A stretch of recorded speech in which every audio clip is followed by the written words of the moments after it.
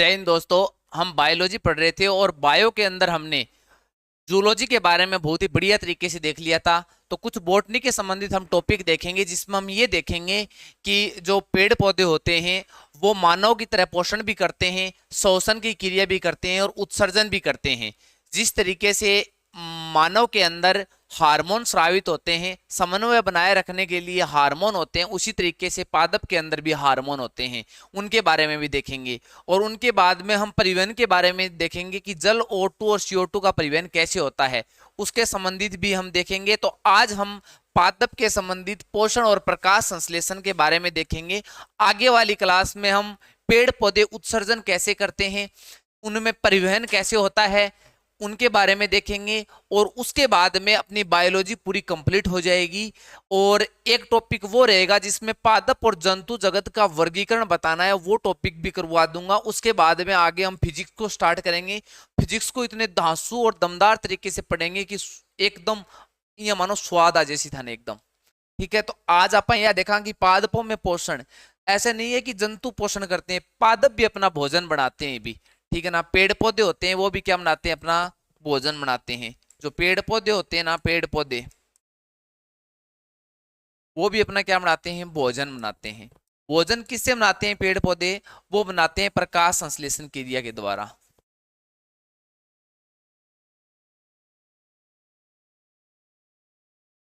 इस क्रिया के द्वारा। इससे पहले हम ये देख लेते हैं कि जो पेड़ पौधों में जो मुख्यतः जो पोषक तत्वों की आवश्यकता होती है, पोषक तत्वों की आवश्यकता होती है, वो कौन कौन से पोषक तत्वों की आवश्यकता होती है। पेड़ पौधों में पोषक तत्व दो प्रकार के होते हैं। एक तो वृहत पोषक तत्व होता है, वृहत मात्रिक पोषक तत्व होता है, और एक होता है अल्प मात्रिक पोषक तत्व है। इनमें कुछ पोषक तत्व होते हैं, वृहत पोषक तत्व होते हैं ना, जिनमें पेड़ पौधों को ज्यादा आवश्यकता होती है ऐसे पोषक तत्वों की, वो तो वृहत के अंदर आते हैं। ऐसे पोषक तत्व जिसमें पेड़ पौधे को कम आवश्यकता होती है, वो अल्प मात्रिक पोषक तत्व के अंदर आते हैं। तो ऐसे वृहत पोषक तत्व जैसे हम ये कह सकते हैं कि जो पादप का जो शूसक भाग है ना, शूसक भाग, शूसक भाग उसका 1 से 10 मिलीग्राम प्रति लीटर, अगर इतना पोषक तत्व की अगर आवश्यकता है ना, उनको तो रखा गया है वृहत पोषक तत्वों के अंदर। और कई पोषक तत्व हैं जिनका की पेड़ पौधा ने बहुत कम आवश्यकता हुआ है, तो उनको ये रखा गया है कि जो भी शूसक भाग है पेड़ पौधों का, शूसक भाग है, शूसक भाग का 0.1 मिलीग्राम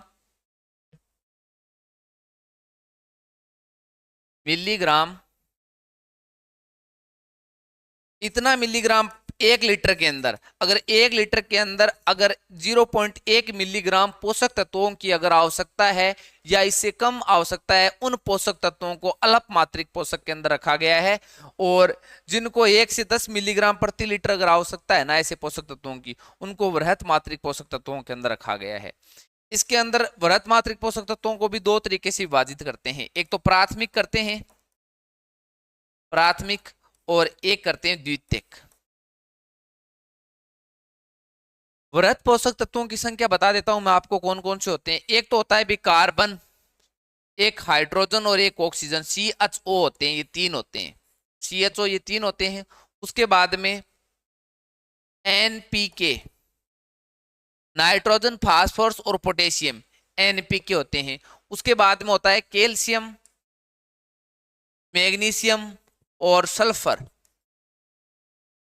ये जो पोषक तत्व होते हैं दोस्तों, इन पोषक तत्वों को रखा गया है वृहत मात्रिक पोषक तत्वों के अंदर। कौन कौन से मुझे बताओ, CHO, ठीक है ना, कार्बन, हाइड्रोजन और ऑक्सीजन। इनको जो पेड़ पौधे प्राप्त करते हैं ना, वो तो करते हैं CO2 व O2 के रूप में, CO2 और O2 से प्राप्त कर लेते हैं इनको। तो इनके अलावा NPK, ये भी बहुत इंपॉर्टेंट होते हैं। NPK और ये होते हैं ना, ये मृदा से ग्रहण किए जाते हैं खनिज लवणों के रूप में। ठीक है, NPK और कैल्शियम, मैग्नीशियम और सल्फर, इन पोषक तत्वों को मृदा से ग्रहण किया जाता है पेड़ पौधों के द्वारा। तो ये जो NPK, नाइट्रोजन, फास्फोरस और पोटेशियम, तीन ये हो गए, कैल्शियम, मैग्नीशियम और सल्फर ये हो गए तीन, 3 3 6 7 8 और 9, टोटल 9 पोषक तत्वों को वृहत मात्रिक पोषक तत्वों के अंदर रखा गया है, जिसमें प्राथमिक जिसको प्राथमिकता दी जाती है, सर्वाधिक आवश्यकता होती है, प्राथमिक वृहत मात्रिक पोषक तत्वों के अंदर रखा जाता है, वो CHO को रखा जाता है और NPK को रखा जाता है, NPK को रखा जाता है। द्वितीय जो बच गया वो कैल्शियम, मैग्नीशियम और सल्फर या गंधक, इनको किसके अंदर रखा गया है? वृहत मात्रिक पोषक तत्वों के अंदर रखा गया है। उसके बाद में अल्प मात्रिक पोषक तत्व है, अल्प मात्रिक, दिखा दूंगा भी आगे, ये लैंग्वेज दिखाई हुई है, एक बार आप समझ लीजिए। वृहत मात्रिक पोषक, अल्प मात्रिक पोषक तत्व जिनकी कम आवश्यकता होती है पेड़ पौधों को, उनके अंदर देखो कौन कौन से रखे गए हैं। याद कैसे रखोगे रे? मुझे बताओ, आपको क्रम याद है क्या केमिस्ट्री के अंदर? शक्ति, वक्र, मन, फिक्को, निकोज है। शक्ति, वक्र, मन, फिक्को, निकोज, ये याद देंगे आपके।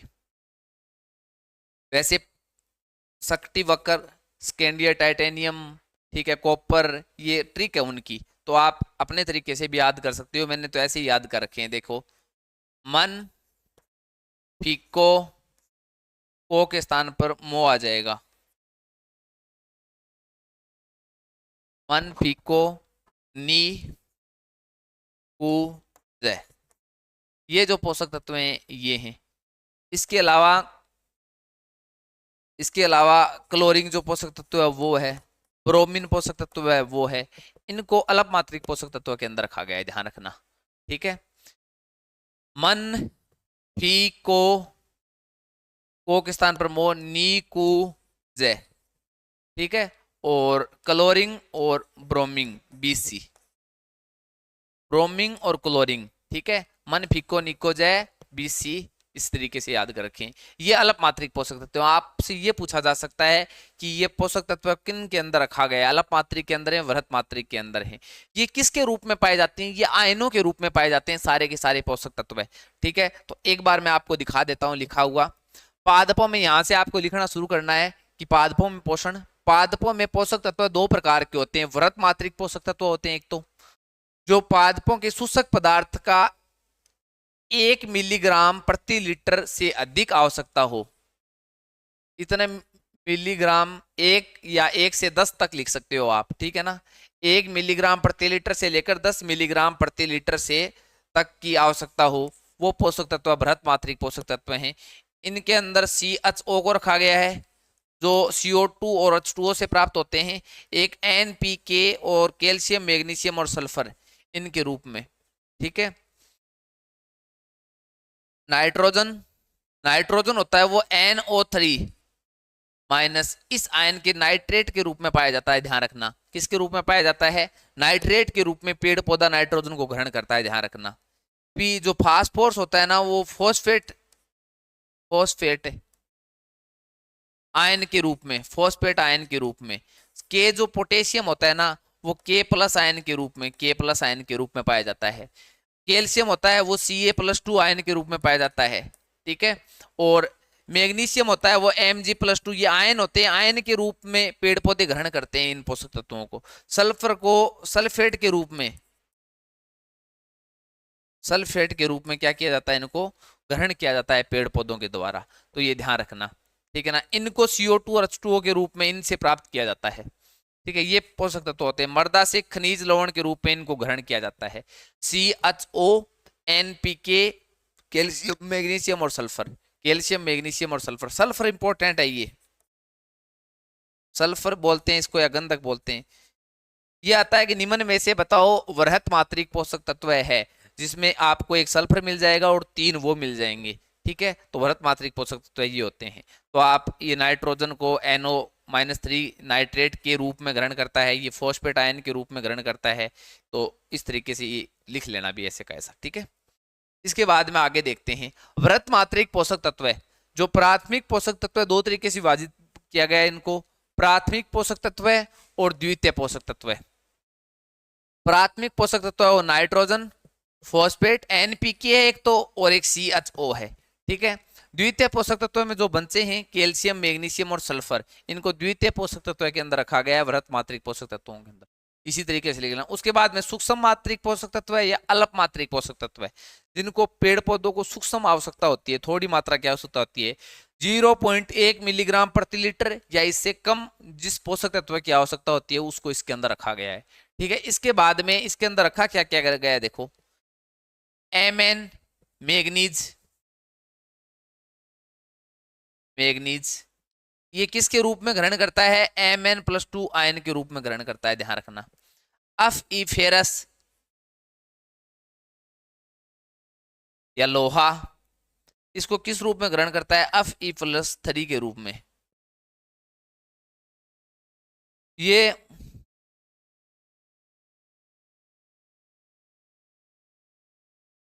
मोलिब्डेनम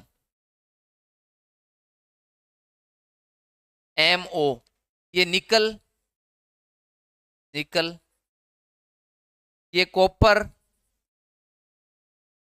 ये जिंक, ये बोरॉन, ये क्लोरीन, ये आयनों के रूप में ग्रहण किए जाते हैं, ध्यान रखना, सीधी सी बात यही है। ठीक है, ये आयन निकालने में आपको आगे जब केमिस्ट्री पढ़ेंगे ना वहां आपको पढ़ाऊंगा बढ़िया तरीके से। तो ये सूक्ष्म मात्रिक पोषक याद हो जाएंगे कि अरे देखो भी याद कैसे करोगे। बृहत मात्रिक पोषक तो हमें प्राथमिक CHONP, ठीक है, कैल्शियम, मैग्नीशियम और सल्फर वो द्वितीय के अंदर रख देंगे। उसके बाद में अल्प वाले याद करने थोड़े से, मन फीको नीको जय, मैंने फी, मन फी को के स्थान पर मो लिख देना है, मन फी को नी कू जय। ठीक है, बी और सी, बी और सी इस तरीके से याद रखना है, भी याद कर लेना। उसके बाद में पोषण के आधार पर पादपों का वर्गीकरण करते हैं कि जो पेड़ पौधों को दो तरीके से विभाजित करते हैं। कुछ पेड़ पौधे होते हैं वो होते हैं स्वपोषी होते हैं, जो अपना भोजन क्या बनाते हैं, स्वयं बनाते हैं। प्रकाश संश्लेषण की क्रिया, फोटोसिंथेसिस प्रक्रिया के द्वारा पेड़ पौधे अपना भोजन स्वयं बनाते हैं, वो स्वपोषी के अंतर्गत आते हैं। कुछ पेड़ पौधे होते हैं वो अपना भोजन स्वयं नहीं बनाते, दूसरों पर निर्भर होते हैं, वो विषमपोषी के अंतर्गत आते हैं। ये मैंने बढ़िया तरीके से आपको जहां पाचन तंत्र पढ़ाया था वहां ये सारणी बनाकर बहुत बढ़िया तरीके से समझाया हुआ है दोस्तों। फिर भी मैं एक बार यहाँ आपको पादप के संबंधित, केवल पादप के संबंधित बता देता हूँ। जैसे कुछ अपने पूरे जगत को वर्गीकरण किया गया जगत का 5 तरीके से। एक तो मोनेरा, मोनेरा जगत, प्रोटिस्टा, फंजाई, प्लांटी,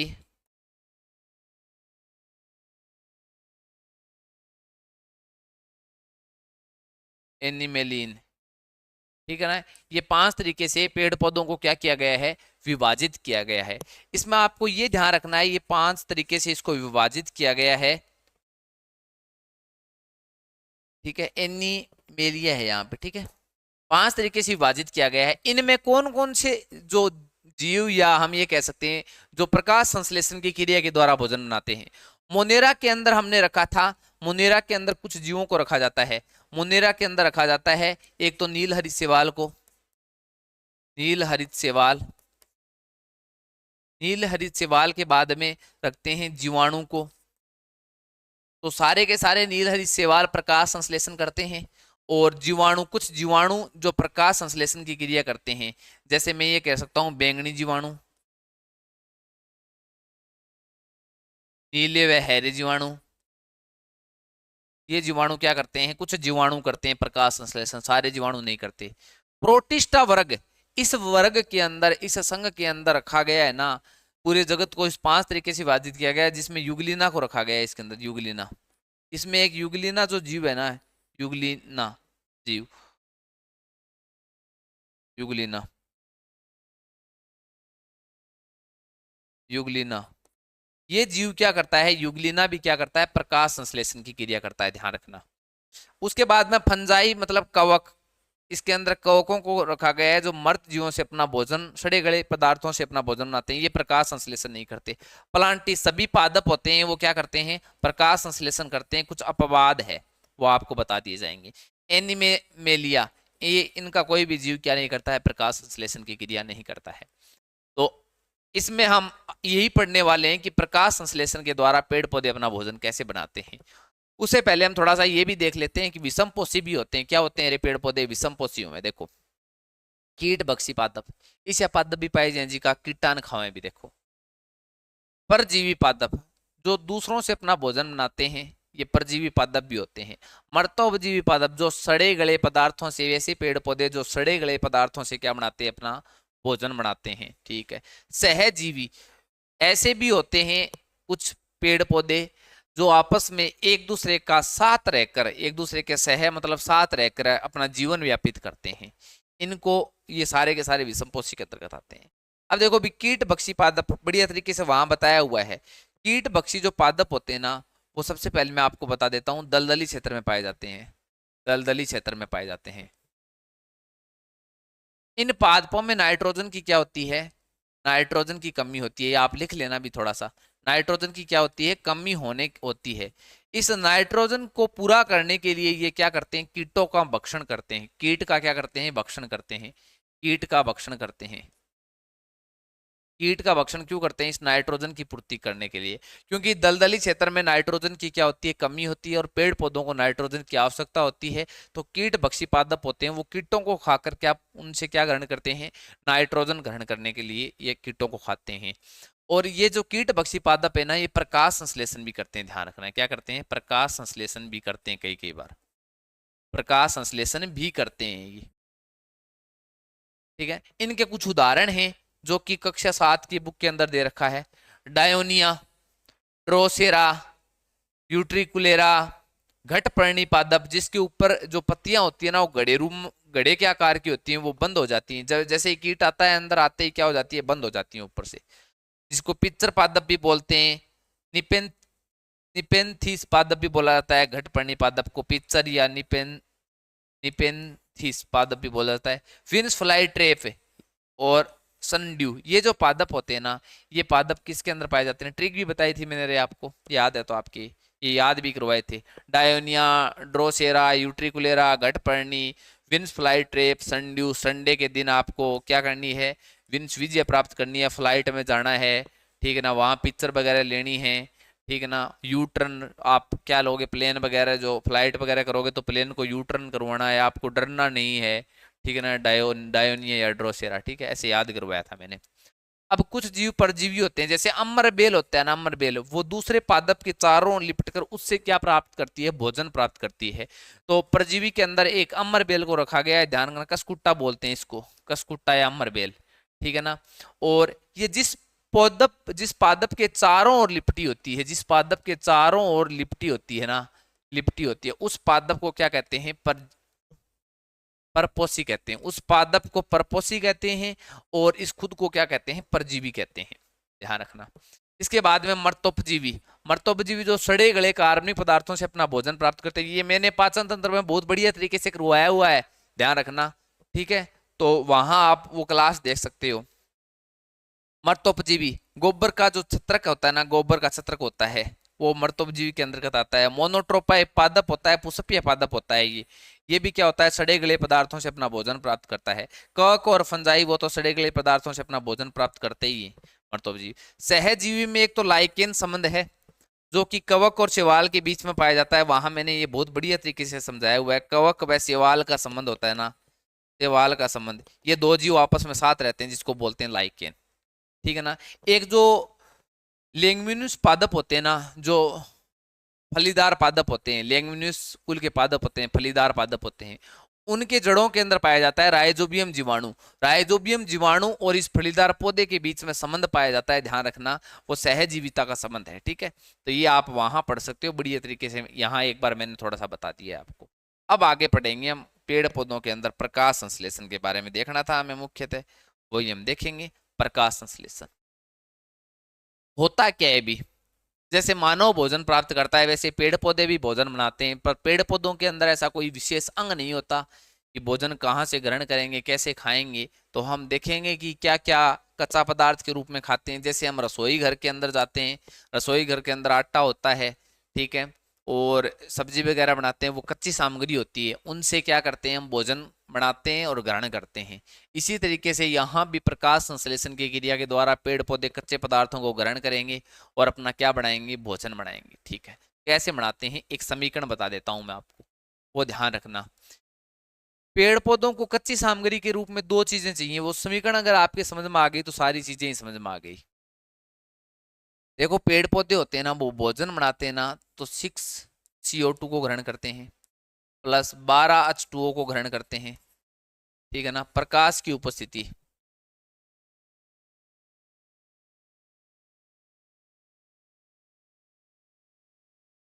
क्लोरोफिल वर्णक,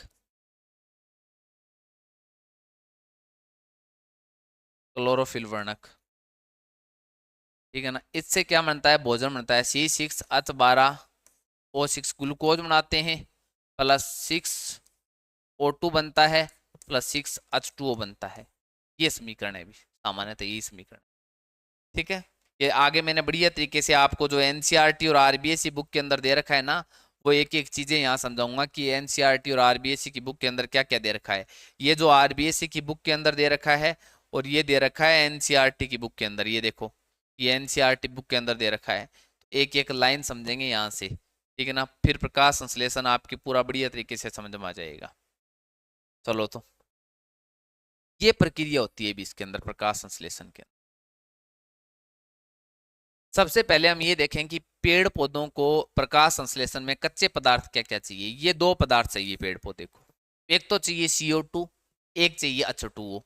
CO2 को जो पेड़ पौधा होता है वो किसके द्वारा वातावरण से ले लेता है, CO2 को तो कहाँ से लेता है, वातावरण से, वातावरण से ग्रहण कर लेता है। और H2O जल को कहाँ से ले लेता है, वो जल को लेता है जड़ों से। जल को जड़ों से ऊपर की ओर कैसे ग्रहण करता है, जल होता है वो जड़ों के अंदर कैसे आता है, फिर वो ऊपर की ओर कैसे जाता है, वो चीजें हम परिवहन में पढ़ेंगे। ठीक है ना, वो किस में पढ़ेंगे, परिवहन में पढ़ेंगे। पर मैं आपको ये बता देता हूँ कि जो CO2 होता है, CO2 वो वातावरण से ग्रहण करता है। वो कैसे ग्रहण करता है, अभी वो रंध्र के माध्यम से ग्रहण करता है। पत्तियों के ऊपर होते ना, पत्तियों पर क्या पाए जाते हैं, रंध्र पाए जाते हैं, रंध्र पाए जाते हैं, छोटे छोटे छोटे छोटे छिद्र पाए जाते हैं, रंध्र पाए जाते हैं। टोमेटा बोलते हैं उसको, ठीक है ना, रंध्र, रंध्र ये पाए जाते हैं। इनकी संरचनाएं, रंध्रों की संरचनाएं रंध्र द्वारा ग्रहण करते हैं। इनके बारे में देखेंगे कि रंध्र होते क्या हैं, कब ये खुलते हैं, कब बंद होते हैं। ठीक है ना, तो आप ध्यान रखना। इस रंध्रों के साथ साथ ये जो जड़ों के माध्यम से भी कह सकते हैं, तने के माध्यम से, और पत्तियों की सतह से भी, पत्तियों की सतह से भी O2 और CO2 का परिवहन करते हैं। पर ऐसा मानो कि 90 से 95% होता है ना, वो रंध्र के माध्यम से होता है O2 और CO2 का परिवहन। O2 और CO2 अंदर बाहर जाती है, वो पत्तियों के ऊपर होते हैं रंध्र, छिद्र होते हैं छोटे छोटे, उनको रंध्र बोलते हैं। उनके माध्यम से O2 और CO2 का क्या होता है, परिवहन होता है। पर जड़ों और तने और पत्तियों की सतह के द्वारा भी एनसीईआरटी बुक के अंदर लिख रखा है, इनके माध्यम से भी कुछ क्या होता है, O2 और CO2 का क्या होता है, परिवहन होता है। चलो तो CO2 तो बाहर वातावरण से ले ली, O2 नीचे से जड़ों से ले ली, आपस में क्रिया करेंगी। ये आपस में क्रिया कब करेंगी, ये करेंगी जब प्रकाश की उपस्थिति होगी। क्या होगी, जब प्रकाश की उपस्थिति होगी। अब प्रकाश, दिन के अंदर प्रकाश उपस्थित होगा, ठीक है, प्रकाश उपस्थित होगा, तो मुझे ये बताओ उस प्रकाश को खींचने में कौन मदद करेगा पेड़ पौधों तक, वो करेगा पत्तियों के अंदर क्लोरोफिल वर्णक पाया जाता है। क्या पाया जाता है, पेड़ पौधे में जो पत्तियां होती है ना, पत्तियां, उनके अंदर क्या पाया जाता है, क्लोरोफिल वर्णक। पत्तियों के अंदर पाया जाता है हरित लवक। पहले तो ये बताता हूँ, हरित लवक, ये कोशिकांग पढ़ा था हमने, हरित लवक, जो कि पादप के अंदर पाया जाता है, जंतु के अंदर नहीं पाया जाता। क्लोरोप्लास्ट बोलते हैं जिसको इंग्लिश में, क्लोरोप्लास्ट, क्लोरोप्लास्ट ये पाया जाता है हरित लवक। इस हरित लवक के अंदर एक वर्णक होता है जिसका नाम होता है क्लोरोफिल वर्णक, क्लोरोफिल वर्णक। इस वर्णक के कारण ही पत्तियों का रंग क्या होता है, हरा होता है। पत्तियों का रंग हरा किस कारण होता है, इस क्लोरोफिल वर्णक के कारण ही होता है। तो ये क्लोरोफिल वर्णक क्या करेगा, सूर्य के प्रकाश को खींचने में मदद करेगा। ठीक है, खींचने में मदद करेगा। फिर क्या होगा, प्रकाश की उपस्थिति में ये आपस में मिल जाएंगे O2 और CO2, और क्या बना लेंगे, ग्लूकोज के रूप में अपना भोजन बना लेंगे। ग्लूकोज, ग्लूकोज के रूप में अपना क्या बना लेंगे, भोजन बना लेंगे। इसके साथ साथ ये O2 का भी उत्पादन करेंगे, ऑक्सीजन का भी क्या करेंगे, ये ऑक्सीजन का भी उत्पादन करेंगे। CO2 को तो ग्रहण करेंगे प्रकाश संश्लेषण के दौरान, और O2 को नीचे से ग्रहण करेंगे, छोड़ देंगे क्या, एक तो ग्लूकोज बना लेंगे, एक O2 बाहर रंध्रों के माध्यम से छोड़ देंगे, उस ऑक्सीजन को हम क्या कर लेंगे, ग्रहण कर लेंगे। इसके साथ साथ कुछ जल भी है ना, वो जल के अणु भी बनते हैं, वाष्पोत्सर्जन के द्वारा जल के अणु भी क्या निकलते हैं, बाहर निकलते हैं। तो ये अभिक्रिया एक याद रख लोगे तो प्रकाश संश्लेषण पूरा आपके समझ में आ जाएगा बढ़िया। CO2 H2, इसमें से क्वेश्चन ऐसे पूछा जाता है कि बताओ पेड़ पौधे होते हैं, वो अपना भोजन होता है, वो भोजन में क्या बनाते हैं, आप कहोगे ग्लूकोज बनाते हैं। पेड़ पौधे प्रकाश संश्लेषण के दौरान कच्चे पदार्थों को, कौन कौन से कच्चे पदार्थों को काम में लेते हैं, थे यहाँ को होगा CO2 और H2O। ठीक है, मैं यहाँ पूछ लूँ, बताओ प्रकाश संश्लेषण के दौरान कौन कौन से उत्पाद बनते हैं, थे यहाँ को होगा भी, एक तो ग्लूकोज बना है गुरुजी, और एक O2 बना है, और एक H2O बना है। ठीक है, बहुत बढ़िया बात है। मैं यहाँ को, हाँ बताओ, प्रकाश की उपस्थिति में ही होता है क्या, रात को पेड़ पौधे भोजन नहीं बनाते क्या, रात ने भूख लाग जाए क्या करें रहे, हाँ रात ने भूख लाग जाए रसोई में जाके चाय पियो और रोटे, तो पेड़ पौधा रात ने भूख लाग जाए क्या करें। तो ये ध्यान रखना, जब ये दिन में ये ग्लूकोज बना लेते हैं ना, ये ग्लूकोज होता है वो फिर पत्तियों के अंदर या पेड़ पौधों के विभिन्न भागों में स्टार्च के रूप में क्या हो जाता है, संग्रहित हो जाता है, स्टार्च के रूप में संग्रहित हो जाता है। रात ने भूख लाग जानी तो स्टार्च ने काम में लेगा वहां पे। तो ये मैंने बताया था कि पेड़ पौधों के अंदर जो भोजन होता है वो स्टार्च के रूप में संग्रहित रहता है, जंतुओं के अंदर जो भोजन होता है वो ग्लाइकोजन के रूप में संग्रहित रहता है। अब मैं यहाँ पढ़ा रहा हूँ, मुझे ये बताओ, अब मैं कोई सागर सागर रोटी खा रही होंगी, एनर्जी मिलने लग रही है मैंने, क्योंकि मैंने जो ग्लूकोज जो का सेवन किया था ना, वो ग्लूकोज क्या में बदल गया है, वो ग्लाइकोजन में बदल गया। ठीक है, मोटी मोटी बात है, या समझ में आ गई होगी थारे। अब आगे उस दो देखो, अब बात करते हैं इस क्लोरोफिल वर्णक के बारे में, पर इससे पहले इस पूरी अभिक्रिया को समझ लेते हैं कि ये दो टुकड़ों में होती है। कितना टुकड़ा मोटा हुआ, दो, एक तो प्रकाशीय भाग, प्रकाशीय अभिक्रिया होती है,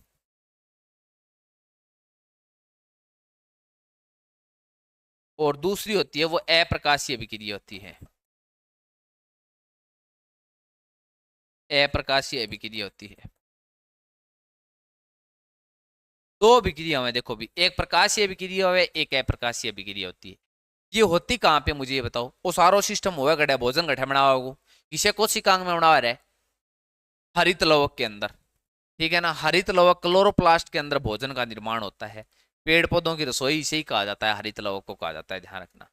तो प्रकाशीय अभिक्रिया होगी एक इसके अंदर, हरित लवक के अंदर, एक अप्रकाशीय अभिक्रिया होगी।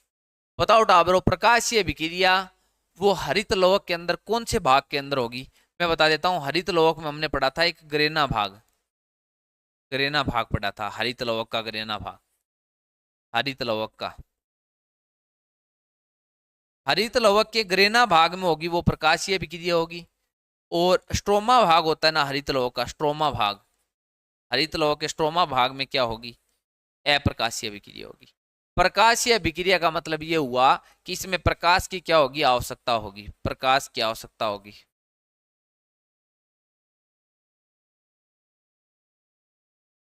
इसमें क्या होगा, प्रकाश की आवश्यकता नहीं होगी, प्रकाश की आवश्यकता नहीं होगी।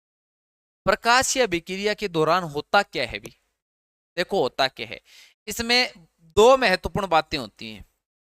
एक तो क्या होता है, क्लोरोफिल वर्णक होता है, वो जो प्रकाश को है ना, प्रकाश को, प्रकाश को, प्रकाश को अवशोषित करता है, क्या करता है, इसके अंदर अवशोषित करने का काम करता है। जब प्रकाश अवशोषित हो जाता है तो क्या होता है, दो नंबर, जो ये प्रकाशीय ऊर्जा होती है ना, प्रकाशीय ऊर्जा, प्रकाशीय ऊर्जा वो रासायनिक ऊर्जा में बदल जाती है, किसमें, रासायनिक ऊर्जा में बदल जाती है, रासायनिक ऊर्जा में बदल जाती है। और ये रासायनिक ऊर्जा में किस रूप में बदलती है भी, प्रकाशीय ऊर्जा से रासायनिक ऊर्जा में बदलना, ये रासायनिक ऊर्जा के रूप में किस में बदलती है, ये एटीपी के रूप में, एटीपी और NADPH2 के रूप में, ये हमने पढ़ा था ना श्वसन के दौरान, ये पढ़ा था आगे, NADPH2 PH2 के रूप में, इसके रूप में बदल जाती है। प्रकाशीय ऊर्जा रासायनिक ऊर्जा में बदल गई। दो काम हो गया, प्रकाश को अवशोषित करने का काम क्लोरोफिल वर्णक करता है इस अभिक्रिया के अंदर। दो नंबर, प्रकाशीय ऊर्जा रासायनिक ऊर्जा में बदल जाती है। किसके रूप में बदलती है? रासायनिक रूप में ATP और NADPH2 के रूप में बदल जाती है। इस ऊर्जा को आगे अप्रकाशीय अभिक्रिया में काम में लिया जाता है, ध्यान रखना। दो काम हो गया। तीसरा काम और होगा इसके अंदर। तीसरा काम ये होगा कि जल का प्रकाशीय अपघटन। जल का क्या होगा अभी इसके अंदर है, इसके अंदर होगा जल का, तीसरा काम होगा जल का प्रकाशीय अपघटन। प्रकाशीय जो अभिक्रिया उसके अंदर तीन बातें होंगी। सबसे पहले प्रकाश को अवशोषित होगा, प्रकाशीय ऊर्जा रासायनिक ऊर्जा में बदलेगी, और फिर है ना जल का प्रकाशीय अपघटन होगा। जल होता है ना, जल H2O, ये टूटकर क्या बना लेगा? O2 का निर्माण कर लेगा। ध्यान रखना। तो ध्यान रखना, जो H2O से जो O2 बनती है ना, ये O2 बनती है, ये O2 बनती है, ये दोस्तों प्रकाशीय अभिक्रिया के दौरान बनती है। जल का प्रकाशीय अपघटन कौन सी अभिक्रिया में होता है? आप कहोगे प्रकाशीय अभिक्रिया में होता है सर, जल का जो प्रकाशीय अपघटन होता है वो। जल का जो अपघटन होता है ना, इसमें जो काम में लिए जाते हैं वो कौन से आयन काम में लिए जाते हैं मैं बता देता हूं। एक तो मैग्नीज Mn+2, एक क्लोरीन क्लोरीन Cl-, ये आयन उपयोग में लिए जाते हैं। ये प्रश्न कई बार पूछा हुआ है कि प्रकाशीय जो प्रकाश संश्लेषण के दौरान जब H2O O2 में टूटता है, या जल का जब प्रकाशीय अपघटन होता है, तब कौन से आयन काम में लिए जाते हैं? तब आप कहोगे मैग्नीज और क्लोरीन, न कि मैग्नीशियम। ध्यान रखना, क्योंकि कई बच्चे ये होते हैं कि क्लोरोफिल वर्णक के अंदर Mg मैग्नीशियम धातु पाई जाती है। कौन सी धातु पाई जाती है? मैग्नीशियम धातु पाई जाती है। तो इसका आंसर कई बार मैग्नीशियम कराते हैं, पर क्या होते हैं? मैग्नीशियम, मैग्नीज है ये, मैग्नीज और क्लोरीन आयन क्या लिए जाते हैं? काम में लिए जाते हैं। चलो अभी प्रकाशीय अभिक्रिया वो काम कंप्लीट हो गया, तीन चार चीजें आई बोली। अब देखो ATP और NADPH2 बने होनी, वो आ गया प्रकाशीय अभिक्रिया में काम आसी। इनमें क्या होगा जवानों? ये स्ट्रोमा भाग में होगा। पहले बात तो इसके अंदर प्रकाश की आवश्यकता नहीं होगी। इसके अंदर वो जो ATP और NADPH2 बनाए ना, उनकी आवश्यकता होगी। इसके अंदर होता है ना, इसके अंदर ये CO2 से क्या बनता है? इसे CO2 से क्या बनता है? ये ग्लूकोज बनता है। इसका मतलब ये हुआ कि हम ये कह सकते हैं CO2 का अपचयन होता है। क्या होता है? अपचयन होता है। एक अपचयन होता है, एक ऑक्सीकरण होता है। ध्यान रखना, ये जो H2 है ना, ये O2 में बदली, ये तो क्या है? ऑक्सीकरण है इसका। यहाँ पे तो क्या हुआ है? ऑक्सीकरण हुआ है, ठीक है। और क्योंकि यहाँ पे तो ऑक्सीकरण हुआ है इसका, नहीं ये तो यहाँ पे तो टूटने का काम हुआ है, अपघटन हुआ है या ऑक्सीकरण हुआ है, ऐसा कह सकते हैं। पर जो CO2 से जो C6H12O6 बना हुआ है, यहाँ इसका अपचयन हुआ है। क्या हुआ है? यहाँ इसका अपचयन हुआ है। देखो तो ये 12H2O, इससे क्या बना है? 6O2 बना है। मतलब ऑक्सीकरण के अंदर होता है, ऑक्सीजन की संख्या ज्यादा होती है। तो मुझे बताओ यहाँ ऑक्सीजन कितने हैं? 12 ऑक्सीजन है। यहाँ कितने हैं? 12 ऑक्सीजन है। तो यहाँ तो ऐसे कुछ विशेष हुआ नहीं, पर ये 12H2O से ये 6 जो H2O बना है ना, यहाँ पे ऑक्सीकरण हुआ है। ध्यान रखना, ये मैं बता देता हूँ थोड़ा सा। और CO2 से मुझे बताओ, यहाँ 6 2 12 है, तो यहाँ कितने हैं भी? ऑक्सीजन कितनी है? 6 हैं। तो यहाँ ऑक्सीजन की कमी आई है, तो यहाँ पे क्या हुआ है? CO2 से C6H12O6 में अपचयन हुआ है। तो CO2 का क्या होगा? यहाँ पे अपचयन होगा, और किसका निर्माण होगा? ग्लूकोज का निर्माण होगा। ग्लूकोज का निर्माण होगा। अब मैं आपको बता देता हूँ ये ग्लूकोज का निर्माण अप्रकाशीय अभिक्रिया के दौरान होता कैसे है। भी ये जो जो अप्रकाशीय अभिक्रिया है ना, अप्रकाशीय अभिक्रिया, अप्रकाशीय अभिक्रिया, इसके अंदर जो CO2 के अपचयन से क्या बनता है? ग्लूकोज बनता है। सीधा ही नहीं बनता, मैं आपको बता देता हूँ कैसे बनता है। ये CO2 से अपचयन से ग्लूकोज कैसे बनता है। देखो, इसके लिए एनर्जी की आवश्यकता होती है, ऊर्जा की आवश्यकता होती है। और जो प्रकाश संश्लेषण जो अभिक्रिया होती है ना, प्रकाश संश्लेषण अभिक्रिया होती है, वो उसको उष्माशोषी अभिक्रिया होती है, ठीक है। संयोजी अभिक्रिया होती है, संयोजन अभिक्रिया होती है, संयोजन अभिक्रिया, रेडॉक्स अभिक्रिया होती है, रेडॉक्स अभिक्रिया होती है। ये जो अभिक्रिया पीछे पढ़ के आए हैं ना, ये पीछे वाली अभिक्रिया, ये संयोजी अभिक्रिया, दो चीजें जुड़ रही हैं आपस में, संयोजन अभिक्रिया है। रेडॉक्स अभिक्रिया, रेडॉक्स के अंदर ऑक्सीकरण भी होता है, अपचयन भी होता है। यहाँ CO2 का क्या हो रहा है, अपचयन हो रहा है, और H2O का क्या हो रहा है, ऑक्सीकरण हो रहा है। तो ये वो भी अभिक्रिया भी है। उष्मा शोषी अभिक्रिया, इनको उष्मा की आवश्यकता होती है, उष्मा यहाँ देनी पड़ती है, फिर आगे ग्लूकोज बनता है भी। उष्माक्षेपी क्या होती है, जिसमें उष्मा बाहर निकलती है, तो इसमें उष्मा बाहर नहीं निकलती, इसमें उष्मा की आवश्यकता होती है। ठीक है, चलो तो ठीक है। उसके बाद में इसमें CO2 का अपचयन होता है तो ग्लूकोज बनता है, सीधा ही नहीं बनता। होता क्या है, मेरी बात सुनो, जो CO2 होता है ना, CO2 होता है, CO2 पहले वो बदलेगा 3PGA में बदलेगा, फास्फोरस ग्लिसरैल्डिहाइड, फास्फोरस ग्लिसरैल्डिहाइड इसमें बदलेगा। जो CO2 है वो किस में बदलेगा, इसमें बदलेगा, CO2 ये इसमें बदल गया, वो तो अणु है CO2 के 6, ठीक है, इसमें बदल गया। इसके बाद में क्या बनेगा, ग्लूकोज बनेगा। इसके बाद में क्या बनेगा, ग्लूकोज बनेगा। तो पहले ये मध्य उत्पाद बनता है ये, फिर वो बनता है। ठीक है, अब मैं आपको बता देता हूं कि एक CO2 में जो CO2 होता है ना, CO2 ऐसा मानो, जो CO2 होता है उसमें 6 कार्बन होते हैं, वो अपचयित होकर एक ग्लूकोज बनाएंगे, C6H12O6। 6 कार्बन होते हैं, वो अपचयित होकर कितनी, एक ग्लूकोज का निर्माण करेंगे। ठीक है ना, तो CO2 मतलब हम ये कह सकते हैं कि ये जो चक्कर चलता है ना, CO2 से 3PGA बनता है और उससे ग्लूकोज बनता है, इसको कहते हैं C3 चक्कर। C3 चक्कर बोलते हैं इसको, क्या बोलते हैं, C3 चक्कर बोला जाता है, या केल्विन केल्विन चक्कर बोला जाता है इस चक्कर से। तो मुझे बताओ, अब एक कार्बन, कितने कार्बन की आवश्यकता होती है, ग्लूकोज के अंदर 6 कार्बन होते हैं। ठीक है ना, तो एक जो C3 चक्कर के अंदर एक जो CO2 होती है, वो CO2 का जो 6 कार्बन होते हैं ना, उससे एक ग्लूकोज के अणु का निर्माण होगा। तो एक ग्लूकोज के अणु के लिए CO2, एक CO2 से, मुझे बताओ, मैं ये बताऊं आपको कि जो केल्विन चक्कर होता है, C3 चक्कर होता है, ये कितनी बार चलेगा अभी। एक कार्बन है इसके अंदर, CO2 से क्या बनेगा, ग्लूकोज बनेगा। फिर ऐसे ही 6 बार चलेगा, ये 6 कार्बन आपस में मिलकर, CO2 के 6 कार्बन आपस में मिलकर ग्लूकोज का निर्माण करेंगे ना, तो ये जो C3 चक्कर होता है ना, केल्विन चक्कर होता है, ये कितनी बार चलता है, 6 बार चलता है। जब एक बार चलता है ना, एक बार चलता है, तब 3 ATP + 2 NADPH2 इनका निर्माण होता है अभी। इतनी ऊर्जा की आवश्यकता होती है। जब एक बार ये C3 चक्कर चलता है, केल्विन चक्कर चलता है, तब इतनी क्या होती है, एनर्जी की आवश्यकता होती है, ऊर्जा की आवश्यकता होती है CO2 को अपचयन करने के लिए इसमें।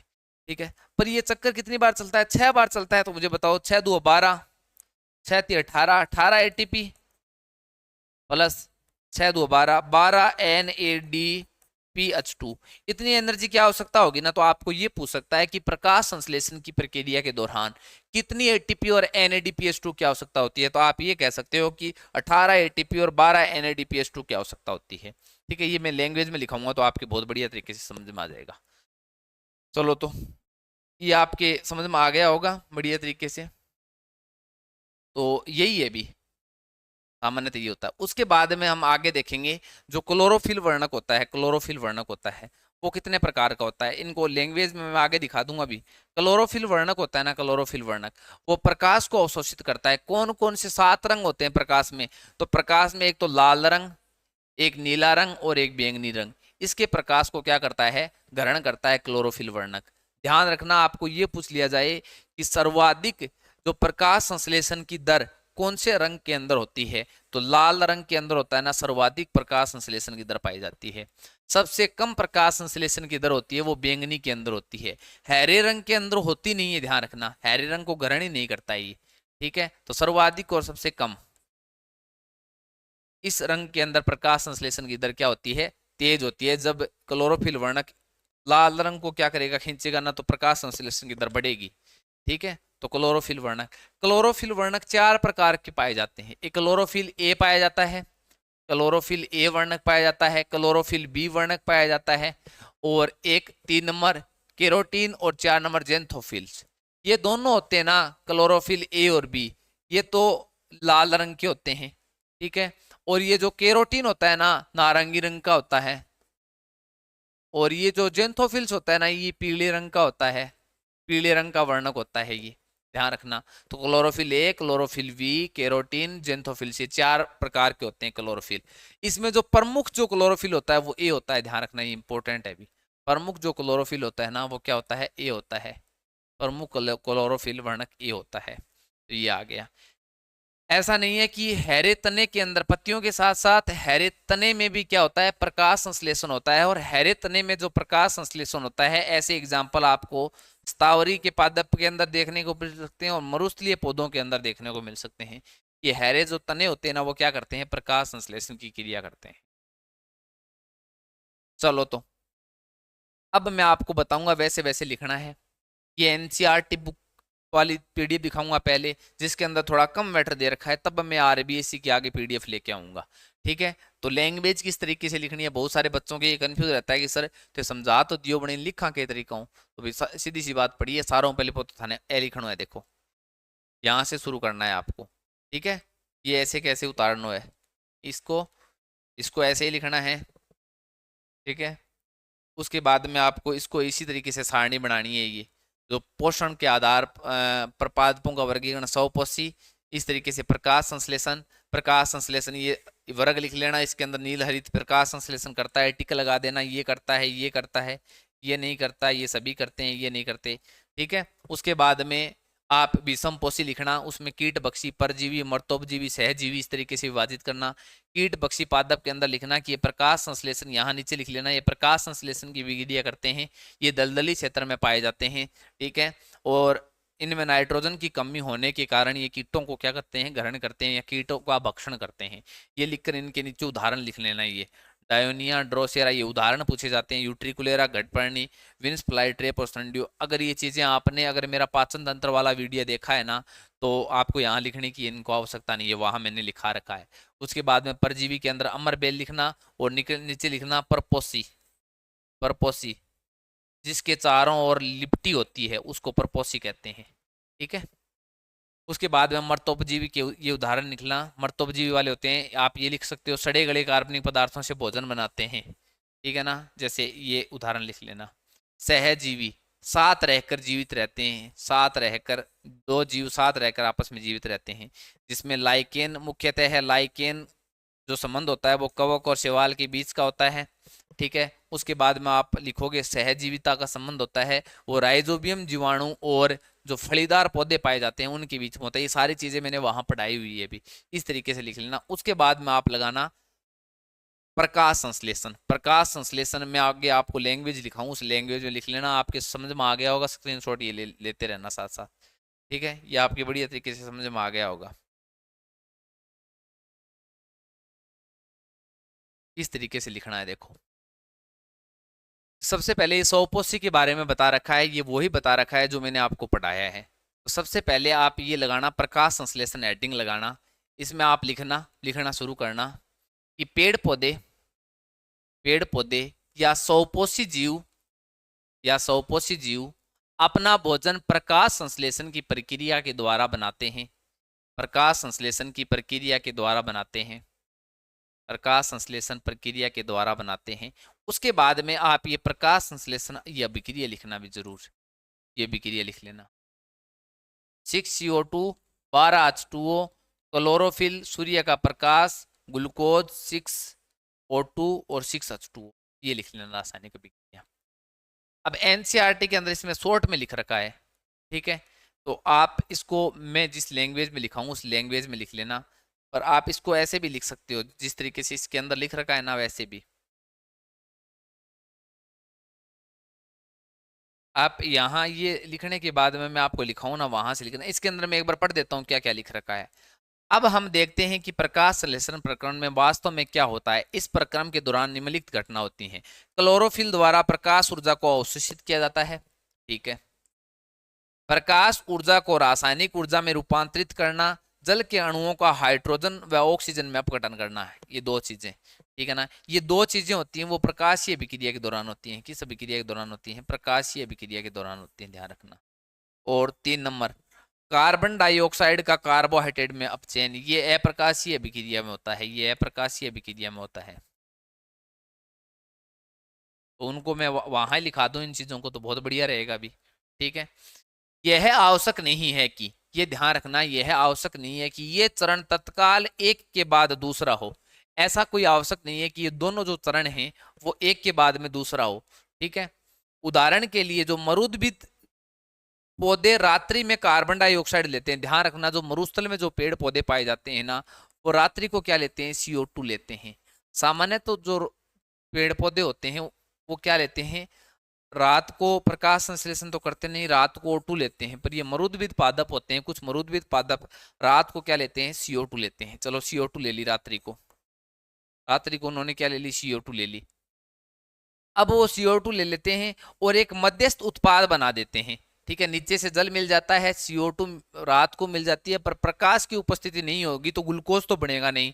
फिर क्या बन जाता है? मध्यस्थ, मध्यस्थ क्या बन जाता है? मध्यस्थ उत्पाद बना जाता है। दिन में फिर क्लोरोफिल मिलता है, ऊर्जा को अवशोषित करके अंतिम उत्पाद बनाते हैं, ठीक है। तो आप एक बार इनको ऐसे ही लिख लो भी, इनको जैसे तरीके से लिख रखा है ना वैसे NCERT की बुक के अंदर, ठीक है ना। इस प्रक्रम के दौरान निम्नलिखित घटनाएं होती हैं, इस प्रक्रम के दौरान निम्नलिखित घटनाएं होती हैं, ठीक है। आप लिखना क्लोरोफिल द्वारा प्रकाश ऊर्जा को अवशोषित करना, 1 नंबर। 2 नंबर लिखना प्रकाश ऊर्जा को रासायनिक ऊर्जा में रूपांतरित करना, प्रकाश ऊर्जा को रासायनिक ऊर्जा में रूपांतरित करना। ब्रैकेट में लिख लेना आप रासायनिक ऊर्जा ATP व NADPH2 के रूप में, के रूप में, रूप में। 3 नंबर पॉइंट लिखना, 3 नंबर लगा के लिखना, 3 नंबर लगा के लिखना जल का प्रकाशीय अपघटन होना, जल का प्रकाशीय अपघटन होना व O2 का निर्माण होना, O2 का निर्माण होगा। H2O का प्रकाशीय अपघटन होगा तो O2 का क्या होगा? O2 का निर्माण होना, O2 का क्या होना? निर्माण होना, ठीक है। तो ये जो 3 चीजें ना, इस तरीके से 3-4 पॉइंट लिखें, इस तरीके से आप लगा के लिख लेना प्रकाशीय अभिक्रिया में, प्रकाशीय अभिक्रिया में, ठीक है। ये चीजें मैं आगे लिखा दूंगा प्रकाशीय अभिक्रिया में होता क्या क्या है, ठीक है। तो ये इस तरीके से लगा के लिख लेना। उसके बाद में 4 नंबर पॉइंट लिखना कार्बन डाइऑक्साइड का कार्बोहाइड्रेट में अपचयन होना, कार्बन डाइऑक्साइड का कार्बोहाइड्रेट में अपचयन होना। इसके आगे लिखना अप्रकाशीय अभिक्रिया में, अप्रकाशीय अभिक्रिया में, अप्रकाशीय अभिक्रिया में। अब इसके नीचे लिखना ये दोनों जो चीजें होती है ना, ये जो प्रकाशीय अभिक्रिया, ऐसी नहीं है, ये चीजें एक दूसरे के साथ साथ चलती है, ठीक है ना। यह आवश्यक नहीं है कि ये चरण तत्काल एक दूसरे के बाद दूसरा हो, तत्काल हो ऐसा नहीं है, बीच में गैप भी हो सकता है, जैसे मरुद्भिद पादपों के अंदर देखने को मिलता है। यह आवश्यक नहीं है कि ये चरण तत्काल एक के बाद दूसरा हो। उदाहरण के लिए मरुद्भिद पौधे रात्रि में कार्बन डाइऑक्साइड लेते हैं और एक मध्यस्थ उत्पाद बनाते हैं। दिन में क्लोरोफिल ऊर्जा अवशोषित करके अंतिम उत्पाद बनाता है, ठीक है। ये चीजें लिख लेना भी, ठीक है। इसके बाद में आप लिखना कि आइए हम देखते हैं कि उपयुक्त अभिक्रिया का प्रत्येक घटक प्रकाश संश्लेषण के किस प्रकार के लिए आवश्यक है, ठीक है। ये छोड़ो भी क्लोरोफिल वर्णक, आप लिखना कि जो इसके बाद में आप लाइन चेंज करके ये लिखना कि प्रकाश संश्लेषण की अभिक्रिया, प्रकाश संश्लेषण की अभिक्रिया, प्रकाश संश्लेषण की अभिक्रिया, प्रकाश संश्लेषण की अभिक्रिया हरित लवक के अंदर संपन्न होती है। प्रकाश संश्लेषण की अभिक्रिया हरित लवक के अंदर संपन्न होती है। हरित लवक के अंदर क्लोरोफिल वर्णक उपस्थित होता है, हरित लवक के अंदर क्लोरोफिल वर्णक उपस्थित होता है, हरित लवक के अंदर क्लोरोफिल वर्णक उपस्थित होता है, जिसके कारण पत्तियों का रंग हरा होता है तथा, जिसके कारण पत्तियों का रंग हरा होता है तथा, जिसके कारण पत्तियों का रंग हरा होता है तथा, पत्तियों का रंग हरा होता है तथा क्लोरोफिल प्रकाश को अवशोषित करने में मदद करता है, क्लोरोफिल प्रकाश को अवशोषित करने में मदद करता है। क्लोरोफिल प्रकाश को अवशोषित करने में मदद करता है। क्लोरोफिल प्रकाश को अवशोषित करने में मदद करता है।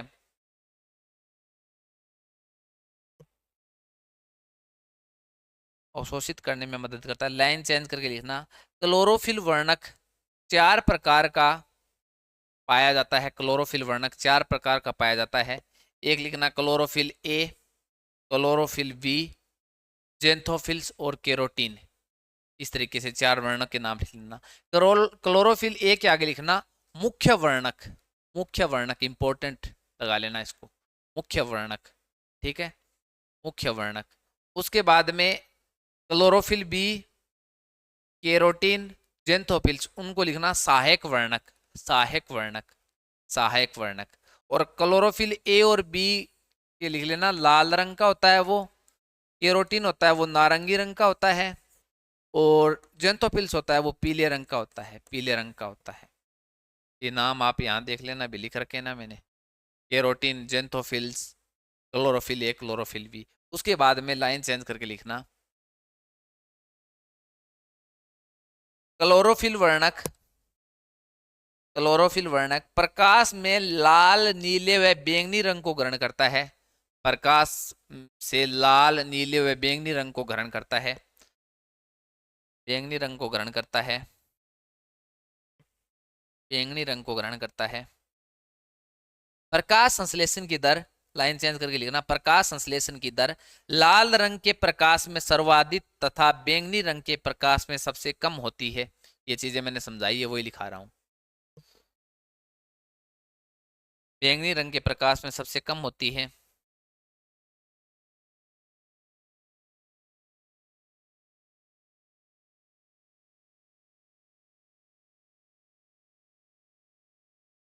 लाइन चेंज करके लिखना, लाइन चेंज करके लिखना। उसके बाद में आप ये लिख लीजिए लाइन चेंज करके कि प्रकाश संश्लेषण में सहायक सामग्रियां, प्रकाश संश्लेषण में सहायक सामग्रियां, प्रकाश संश्लेषण में सहायक सामग्रियां, ठीक है ना, प्रकाश संश्लेषण में सहायक सामग्रियां, सहायक सामग्रियां।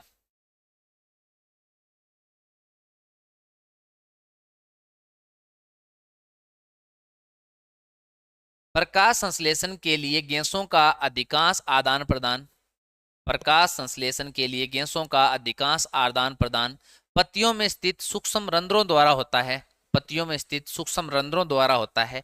ये रंध्र इस आकार के होते हैं दोस्तों, मैं आपको रंध्र के बारे में बता देता हूँ। ये पत्तियों के अंदर पाए जाते हैं। पत्तियों की जो संरचना पाई जाती है ना, पत्तियों की जो संरचना पाई जाती है, ये बना दियो भी, ये पत्तियां पाई जाती हैं। इस पत्तियों को अगर आप काट के देखोगे ना, काट के देखोगे, इस पत्तियों को इस तरीके से काट दोगे, इस तरीके से काट दोगे, तो एक साइड में देखोगे तो एक ऊपरी परत दिखाई देगी, एक नीचे वाली परत दिखाई देगी, जो कि इसके अंदर ये दिखा रखा है। इस पत्तियों को यहाँ से काट दिया तो यहाँ पे एक ऊपर वाली जो परत है, ऊपरी बाह्य त्वचा दिखाई देगी, एक निचली बाह्य त्वचा दिखाई देगी। जो निचला जो अधिचरम होता है ना, निचला अधिचरम होता है, वहां पे क्या पाए जाते हैं, रंध्र पाए जाते हैं, रंध्र पाए जाते हैं। वहां पे क्या पाए जाते हैं, रंध्र पाए जाते हैं, ध्यान रखना, ठीक है। तो वहां पे रंध्र पाए जाते हैं, और ये रंध्र किस आकार के होते हैं मैं बता देता हूँ, इस आकार के पाए जाते हैं पत्तियों के अंदर। रंध्र खुलते हैं और बंद होते हैं, इनके लिए जो द्वार जो कोशिकाएं होती है ना, वो सहायक होती हैं। द्वार कोशिकाओं के द्वारा ये रंध्र खुलते हैं और रंध्र बंद होते हैं, ठीक है ना, इनकी महत्वपूर्ण भूमिका होती है। ये रंध्र सीधर दिखाई दे रहा है, ये हरित लवक आपको दिखाई दे रहा है इसके अंदर, ये हरित लवक दिखाई दे रहा है आपको। अब बात करते हैं इस रंध्रों के माध्यम से ही O2 और CO2, O2 और CO2, O2 का और CO2 का क्या होता है, परिवहन होता है। O2 और CO2 इस रंध्रों के माध्यम से लगभग जो O2 और CO2 का जो परिवहन होता है ना, वो इस रंध्रों के माध्यम से होता है। पर एनसीईआरटी बुक के अंदर ये लाइन भी लिख रखी है कि इसके साथ साथ देखो, प्रकाश संश्लेषण के लिए गैसों का अधिकांश आदान प्रदान इन्हीं छिद्रों के द्वारा होता है, लेकिन यहाँ यह जानना भी आवश्यक है कि गैसों का आदान प्रदान तने, जड़ तथा पत्तियों की सतह से भी होता है, ये ध्यान रखना, ठीक है। यहाँ से अधिकांश तो होता है पर वहां से भी होता है। अब इस रंध्रों से क्या होता है, O2 और CO2 का आदान प्रदान होता है। इसके साथ साथ जल के कुछ अणु भी बाहर निकलते हैं वाष्पोत्सर्जन के रूप में, वाष्प के रूप में उत्सर्जन होता है उनका। ठीक है, अब ये रंध्र कब खुलते हैं और कब बंद होते हैं, मुझे बताओ।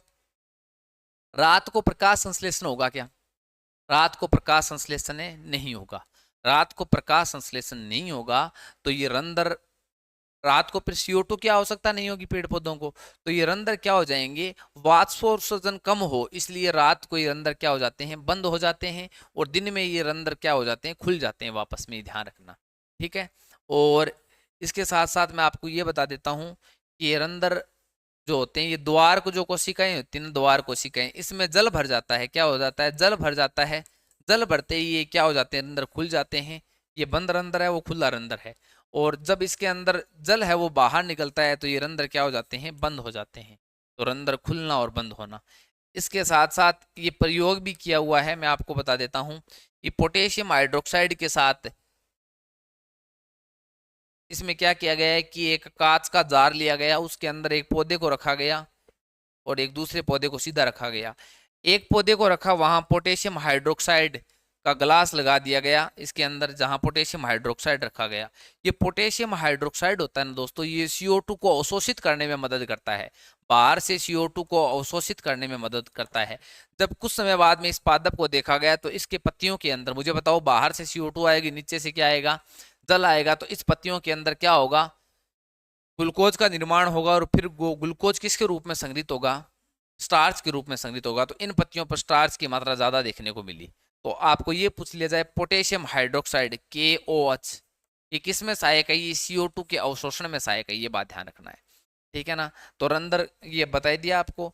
इस रंध्रों से पर्याप्त मात्रा में जल की भी हानि होती है, अतः जब प्रकाश संश्लेषण के लिए कार्बन डाइऑक्साइड की आवश्यकता नहीं होती है तब पौधे इस छिद्रों को बंद कर लेते हैं। छिद्रों का खुलना व बंद होना द्वार कोशिकाओं का एक कार्य है। द्वार कोशिकाओं में जब जल अंदर जाता है तो वे फूल जाती हैं और रंध्र का छिद्र खुल जाता है। इस तरह जब द्वार कोशिकाएं सिकुड़ती है तो छिद्र क्या हो जाता है, बंद हो जाता है। ये रंध्र के बारे में इसमें आप लिखना भी कि प्रकाश संश्लेषण के लिए गैसों का अधिकांश आदान प्रदान पत्तियों में स्थित सूक्ष्म रंध्रों के द्वारा होता है, सूक्ष्म रंध्रों के द्वारा होता है। लेकिन यहाँ यह जानना भी आवश्यक है कि लेकिन यह यहाँ यह जानना भी आवश्यक है कि गैसों का आदान प्रदान तने, जड़ व पत्तियों की सतह से भी होता है। गैसों का आदान प्रदान तना, जड़ और पत्तियों की सतह से भी होता है। इन रंध्रों से पर्याप्त मात्रा में जल की भी हानि होती है, अतः जब प्रकाश संश्लेषण की के लिए कार्बन डाइऑक्साइड की आवश्यकता नहीं होती है, मतलब रात्रि को CO2 की आवश्यकता नहीं होती है ना, तो लैंग्वेज सेम यही लिखनी है कि जब प्रकाश संश्लेषण के लिए कार्बन डाइऑक्साइड की आवश्यकता नहीं होती है तब पौधे इस छिद्रों को बंद कर लेते हैं, तब पौधे इन छिद्रों को बंद कर लेते हैं, छिद्रों का खुलना और बंद होना, ये ध्यान रखना, छिद्रों का खुलना और बंद होना द्वार कोशिकाओं का एक कार्य है। आपको ये पूछ सकता है कि छिद्रों का बंद होना खुलना द्वार कोशिकाओं का कार्य, ध्यान रखना। द्वार कोशिकाएं जब जल अंदर जाता है तो वो फूल जाती हैं और अंदर छिद्र खुल जाता है। जब जो ये दो द्वार कोशिकाएं वो सिकुड़ती हैं तब जो छिद्र होता है वो बंद हो जाता है, ये ध्यान रखना। तो ये बातें आप इनको ध्यान में रखना भी। ठीक है, तो ये इस लैंग्वेज में आप लिख लेना। उसके बाद में लिखना, उसके बाद में ये अलग अलग पॉइंट बना बना के लिख लेना उनको। एक नंबर तो CO2 का जो होता है वो तो रंध्रों के द्वारा ही होता है, गैसों का आ गया। उसके बाद में 2 नंबर पॉइंट लिखना, जल का अवशोषण जड़ों द्वारा होता है, जल का अवशोषण जड़ों द्वारा होता है, जल का अवशोषण जड़ों द्वारा होता है। तो ये जो आवश्यक सामग्री थी वो 2 थी, CO2 थी, वो रंध्रों द्वारा होता है और पत्तियों के द्वारा और उनकी सतह के द्वारा भी हो सकता है। 2 नंबर जल जड़ों के द्वारा होता है। अब नोट लगा के लिखना, नोट लगा के लिखना,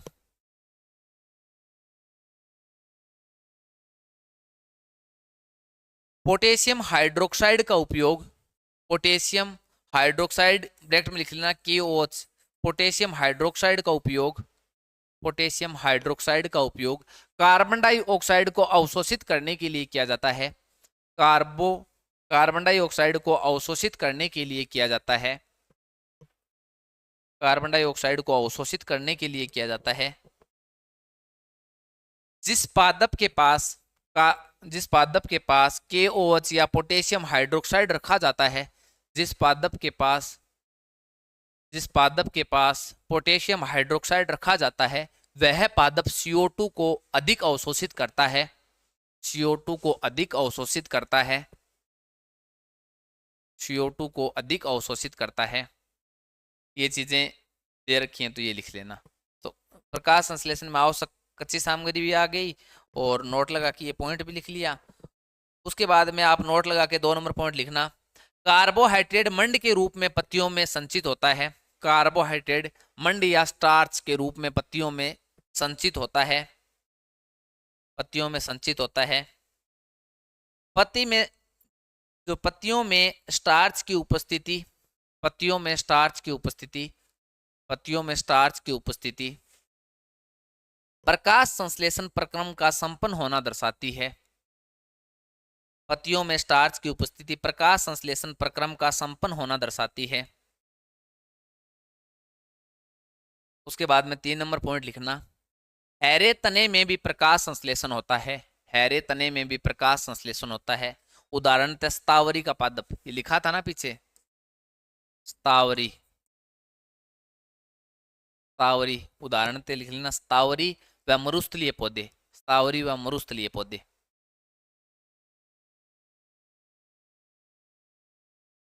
ठीक है।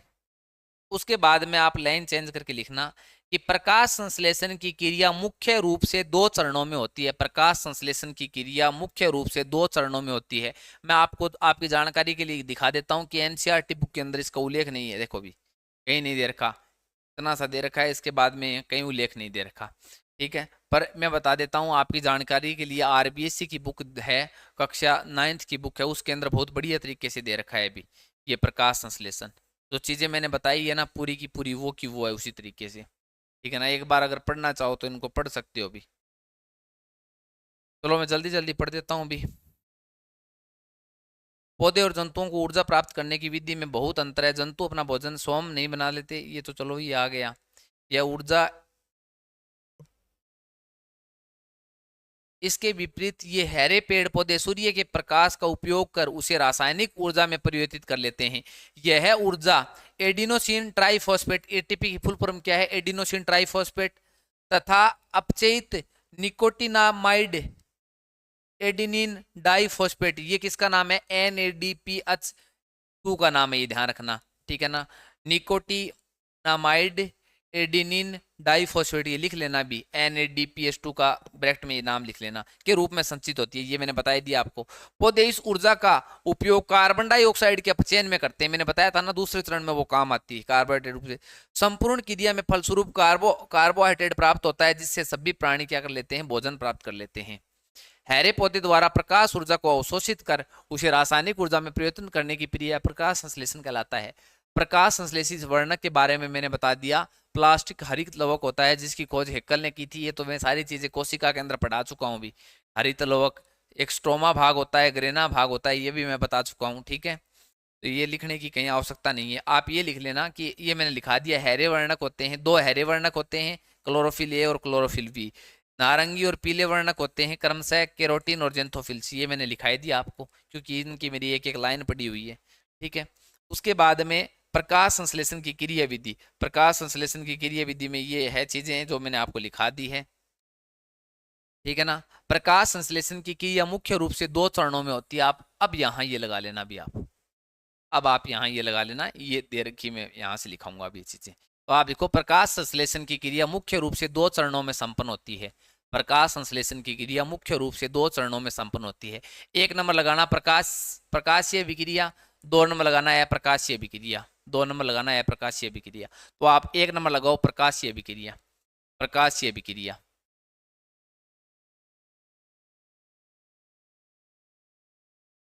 प्रकाशीय विक्रिया, यह अभिक्रिया हरित लवक के ग्रेना भाग में होती है। लिखो, यह अभिक्रिया हरित लवक के ग्रेना भाग में संपन्न होती है, ग्रेना भाग में संपन्न होती है। इसमें मुख्य क्रियाएं निम्न होती हैं, इसमें मुख्य क्रियाएं निम्न होती हैं, मुख्य क्रियाएं निम्न होती हैं, वही लिखना है भी। क्लोरोफिल द्वारा प्रकाश को अवशोषित करना, 1 नंबर क्लोरोफिल द्वारा प्रकाश को अवशोषित करना। ठीक है, और फिर प्रकाश ऊर्जा का रासायनिक ऊर्जा में बदलना, 2 नंबर पॉइंट जो आपको मैंने बताया था। 3 नंबर पॉइंट लिखना, जल का प्रकाशीय अपघटन होना, जल का प्रकाशीय अपघटन होना। इसके आगे लिख लेना, जल के प्रकाशीय अपघटन होने के आगे लिख लेना, इसके लिए इसके लिए इसके लिए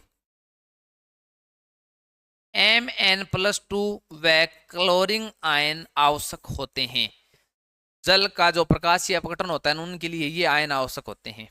और फिर ऑक्सीजन का निकलना, जल का प्रकाशीय अपघटन होगा तो ऑक्सीजन लिखेगी, 4 नंबर लिखना चाहो तो ऑक्सीजन का निकलना। ठीक है, ये मैंने बता दिया।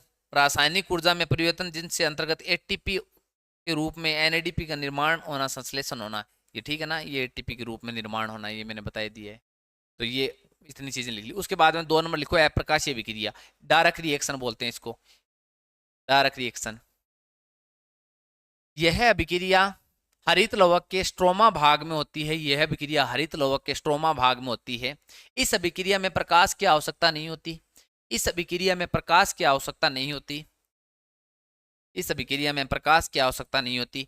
इस अभिक्रिया में जो रासायनिक ऊर्जा एटीपी और NADPH2 के रूप में बनी थी, इस अभिक्रिया में जो रासायनिक ऊर्जा एटीपी व NADPH2 के रूप में बनी थी, उसका उपयोग कर CO2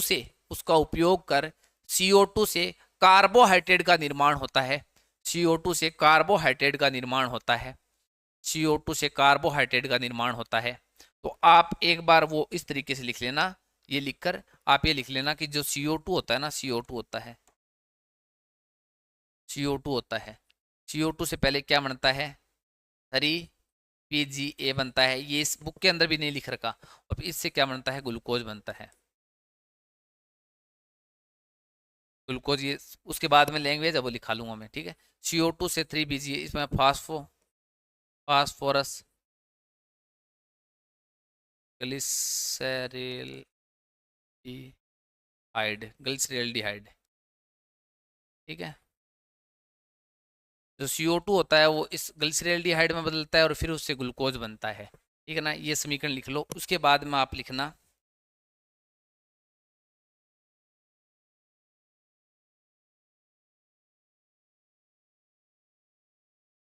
देखो इस क्रिया में कार्बन डाइऑक्साइड का अपचयन होता है, इस क्रिया में कार्बन डाइऑक्साइड का अपचयन होता है, इसके फलस्वरूप प्रथम उत्पाद PGA फॉस्फोरस ग्लिसरॉल्डिहाइड का निर्माण होता है, का निर्माण होता है।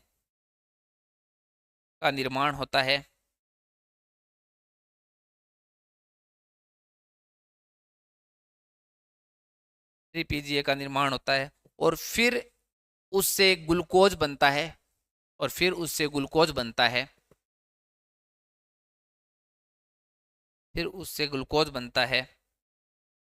जब इससे CO2 से इसका निर्माण होता है ना, ये 3 कार्बन वाला होता है, इसलिए इसको 3C चक्कर बोला जाता है।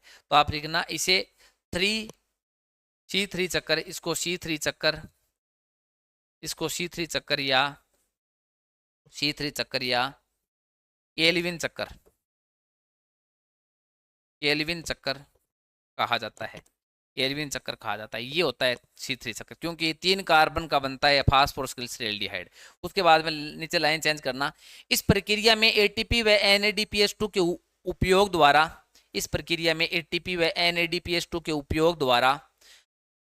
द्वारा, CO2 के 6 कार्बन शर्करा के रूप में अपचयित किए जाते हैं, CO2 के 6 कार्बन शर्करा के रूप में अपचयित किए जाते हैं,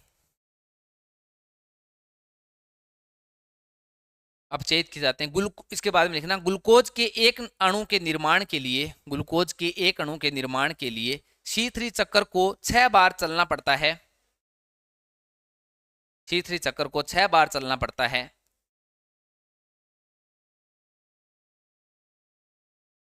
इसके बाद में लाइन चेंज करके लिखना, एक CO2 के अपचयन के लिए 3 ATP प्लस 2 NADPH2 की आवश्यकता होती है, 3 ATP प्लस 2 NADH2 की आवश्यकता होती है। तो जब 6 CO2 का अपचयन होता है, तो जब 6 CO2 का अपचयन होता है तो ऊर्जा कुल ऊर्जा कुल ऊर्जा कितनी होगी भी? 6 से मल्टीप्लाई कर दो उसको। कुल ऊर्जा कितनी होगी? ये 18 एटीपी प्लस 12 एनएडीपी की आवश्यकता होती है। कुल ऊर्जा 18 एटीपी प्लस 12 NADPH2 की क्या होती है? आवश्यकता होती है। तो आपको ये पूछ सकता है प्रकाश संश्लेषण अभिक्रिया के द्वारा टोटल कितनी ऊर्जा की आवश्यकता होती है, तो आप ये यहाँ बता सकते हो। चलो ठीक है, तो यही है भी जिसके फलस्वरूप प्रथम उत्पाद PGA फास्फोग्लिसरिक अम्ल, या मैंने बताया था वो PGA की फुल फॉर्म आप ये भी लिख सकते हो फास्फोग्लिसरल्डिहाइड अम्ल। ठीक है, 3 कार्बन अणु का होने के कारण इसे 3C चक्कर या इसे केल्विन चक्कर भी कहते हैं।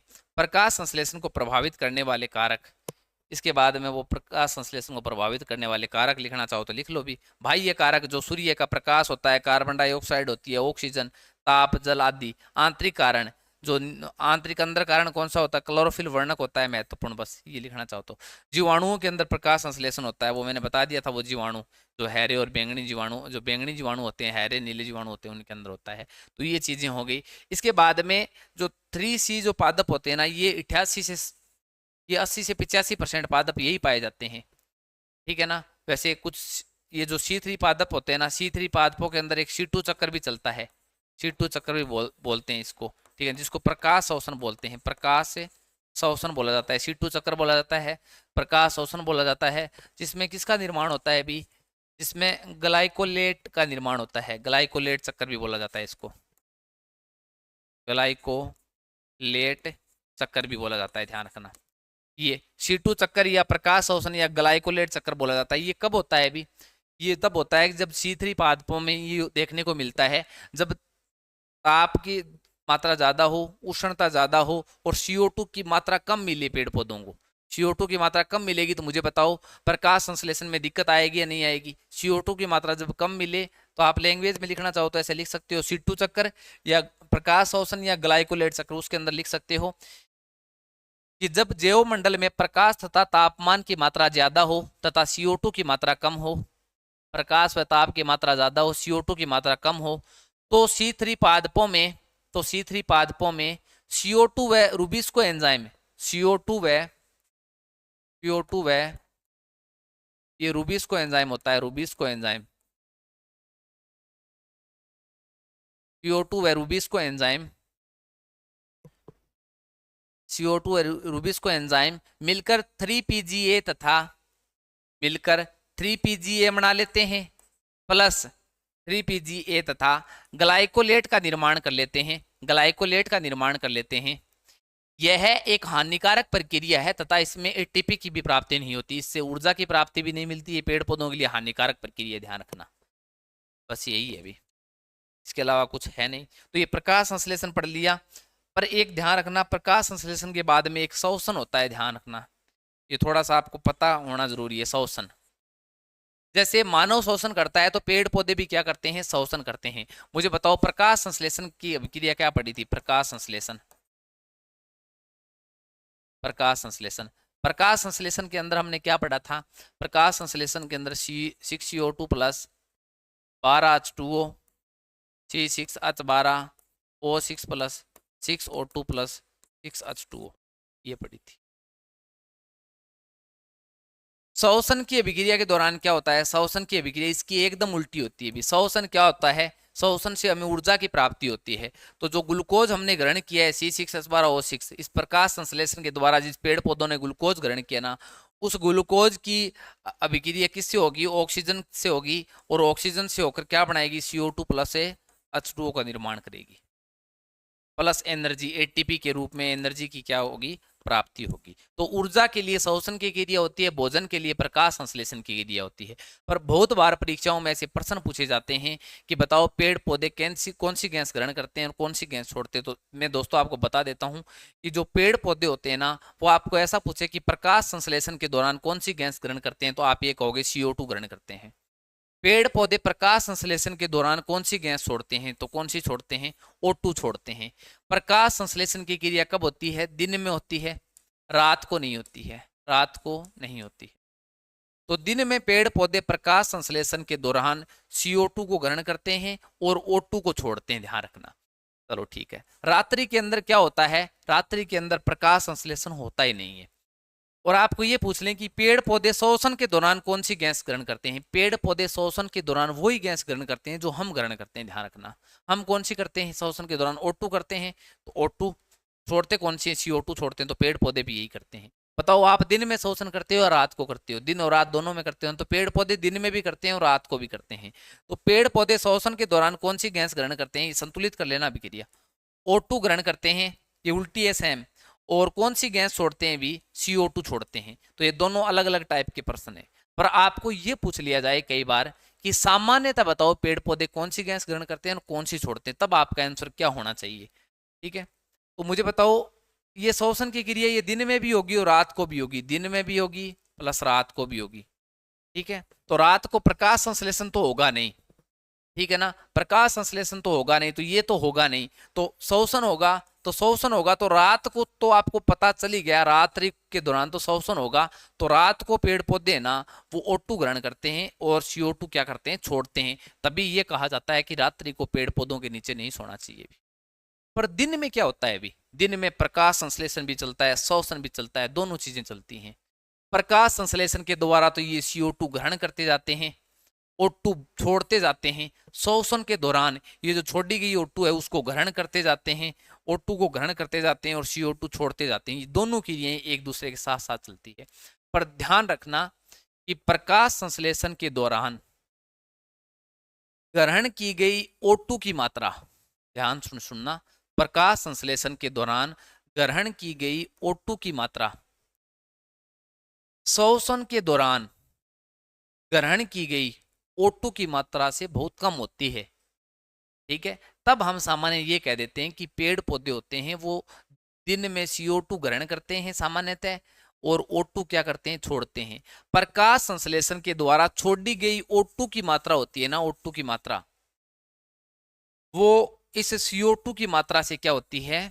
अधिक होती है। इसीलिए हम ये कहते हैं पेड़ पौधे दिन में सामान्य क्या छोड़ते हैं? O2 छोड़ते हैं। इस तौर पे मैंने सामान्य समझाया है। पर होता क्या है, ध्यान रखना कि जो CO2 होते हैं प्रकाश संश्लेषण के द्वारा ग्रहण करते हैं ना पेड़ पौधे, और फिर क्या करते हैं? ये O2 वापस छोड़ते हैं। ये छोड़ी गई O2 का ना कुछ भाग ये उपयोग कर लेते हैं, ठीक है ना। तो बाहर कुल मिलाकर बाहर क्या निकलती है? O2 निकलती है, और बाहर से आती क्या है? CO2 आती है। तो ये आपके समझ में आ गया होगा श्वसन और प्रकाश संश्लेषण।